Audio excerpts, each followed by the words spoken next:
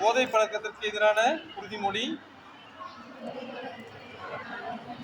போதை பழக்கத்தால் ஏற்படும் தீய விளைவுகளை நான் முழுமையாக அறிவேன். நான் போதை பழக்கத்திற்கு ஆளாக மாட்டேன். மேலும் எனது குடும்பத்தினரையும் நண்பர்களையும் போதை பழக்கத்திற்கு ஆளாகாமல் தடுத்து அவர்களுக்கு அறிவுரைகளை வழங்குவேன். போதை பழக்கத்திற்குள்ளானவர்களை மீட்டெடுத்து அவர்களை நல்வழிப்படுத்த எனது பங்களிப்பை முழுமையாக தருவேன்.